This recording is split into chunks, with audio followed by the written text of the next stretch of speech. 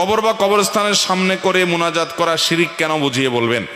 কবর বা কবরস্থানের সামনে মুনাজাত করলেই শিরিক হয়ে যাবে ব্যাপারটা এরকম না, বরং যদি কেউ কোনো কবরওয়ালা কোনো মাজারওয়ালার কাছে সন্তান চায়, ব্যবসা চায়, উন্নতি চায়, মনে করে তার হাতে আছে, সে আল্লাহর কাছে নিয়ে দিবে ভায়া মিডিয়া, এই জন্য ওই কবরওয়ালার কাছে মাজারওয়ালার কাছেই দোয়া করে সন্তান চায়, তাহলে সেটা শিরিক হবে।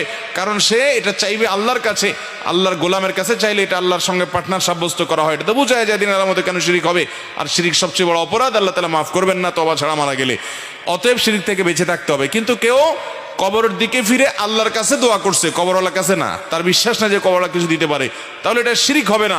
কিন্তু এটা এই দোয়ার পদ্ধতিটা গলত এবং ত্রুটিপূর্ণ, এটা দোয়ার পদ্ধতি নয়, বরং দোয়া কবরের দিকে ফিরে করার কিছু নাই। কারণ কবরের দিকে দোয়া করলে সে দোয়া কবুল হবে এমন কোনো গ্যারান্টি হাদিসে বলা, যেদিকেই ফিরে দোয়া করবেন সে দোয়া আল্লাহর কাছে নিবেদন হতে পারে। কিন্তু কবরের দিকে বিশেষভাবে ফেরার কোনো বৈশিষ্ট্য যেহেতু নাই, আপনি কেন ওই দিক ফিরে দোয়া করবেন, সেটা ভুল।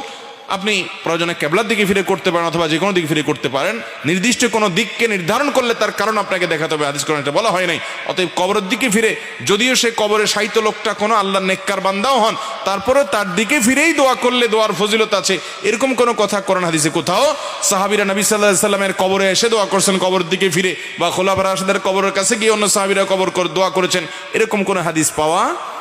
বিধায় দোয়া হবে আল্লাহর কাছে, কোন কবরওয়ালার কাছে। যদি কবরওয়ালার কাছে প্রার্থনা করেন তাহলে সেটা কি হতে পারে? শিরক অবশ্যই হবে।